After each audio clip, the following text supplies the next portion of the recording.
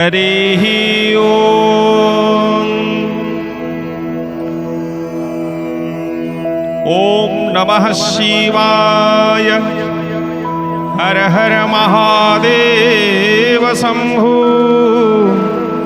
हर हर Mahadev Shambho.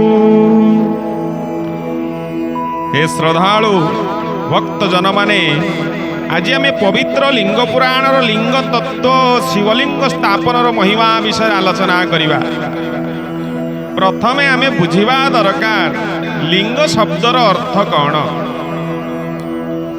Linger अर्थ हेउची चिन्ह, प्रतीक वा लक्षण। शिवलिंग हेउची निराकार परम तत्वर एक साकार प्रतीक। यह केवल एक पत्थरर मूर्ति नुहे, यह सृष्टिर मूल परम तत्व परम शिवंकर प्रतीक। शिवलिंग काहींकी पूजा करा जाए आसंतु जानिबा। भगवान शिव निराकार मध्य साकार मध्य।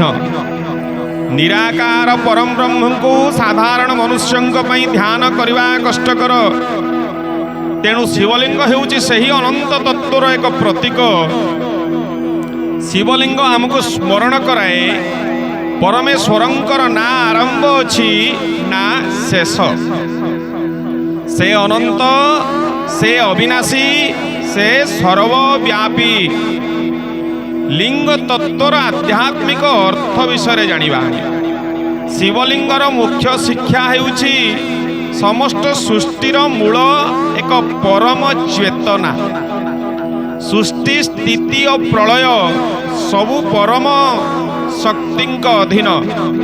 शिव शक्ति एक तत्वरु सृष्टिर प्रकाश। तेणु शिवलिंग सहित शक्तिर प्रतीक जनिपीठ मध्य रहे।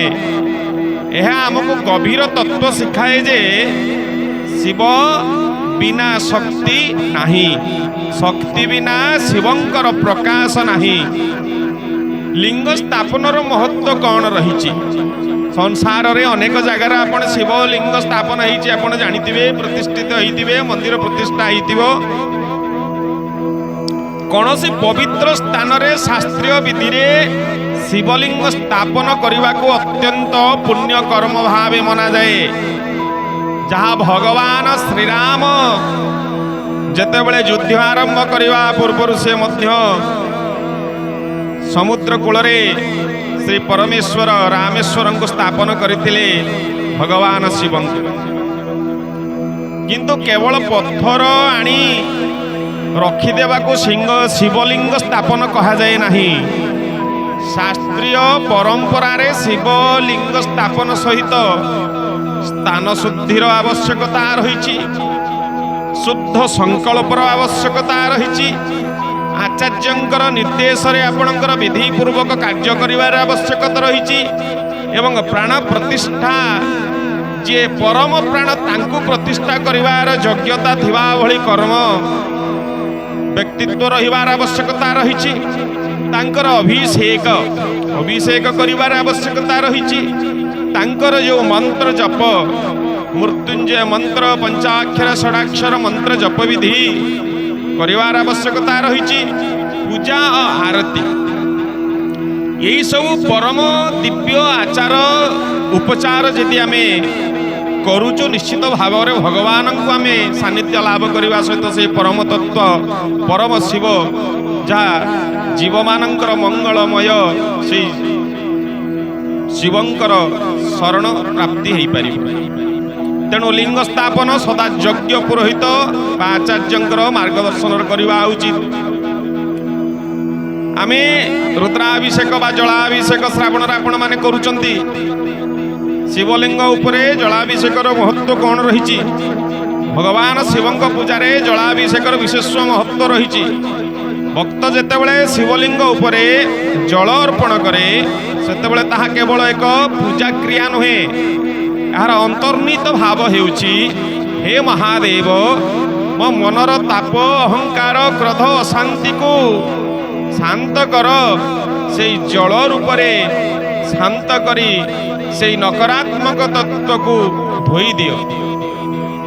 ଜଳ ଯେପରି ଶୀତଳତା ଦିଏ ସେହିପରି ଶିବ ଭକ୍ତି ମନକୁ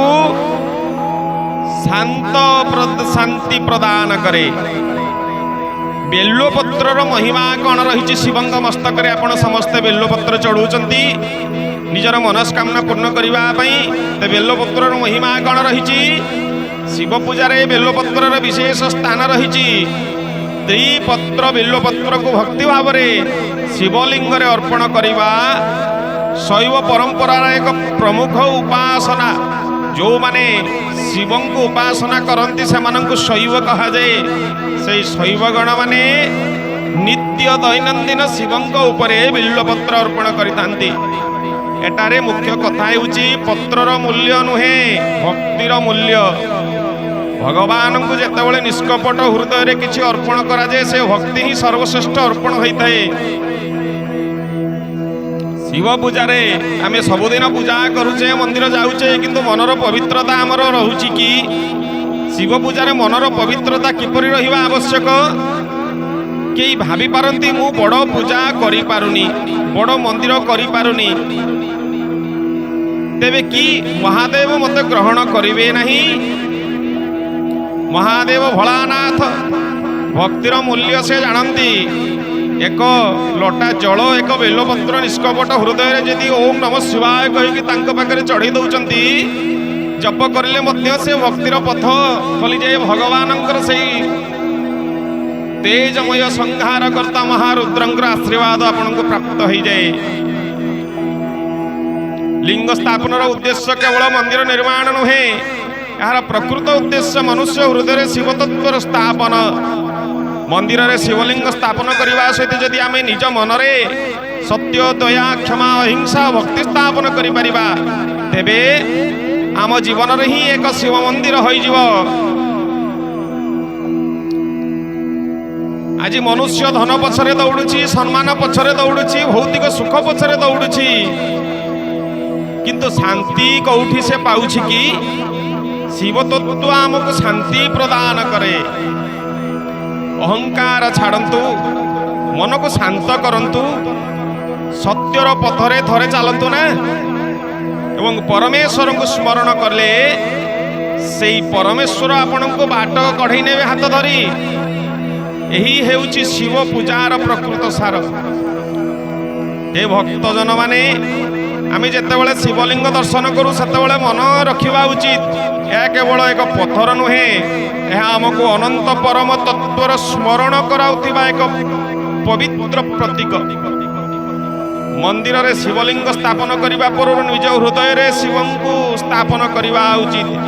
ଯତ ଜୀବ ତତ ଶିବ, ଜୀବଙ୍କ ଭିତରେ ହିଁ ତ ଶିବ ସ୍ଥାପନ ଅଛନ୍ତି। ଶିବ ଅର୍ଥ ହେଉଛି ଜୀବିତ ବା ଜୀବନ। ଆଉ ଆପଣଙ୍କ ଭିତରେ ସେଇ ଜୀବିତ ଆପଣ କେବେ ଭାବିଛନ୍ତି? ଆପଣଙ୍କ ଭିତରେ ଶିବ ତତ୍ଵକୁ ଅନୁଭବ କରିଛନ୍ତି?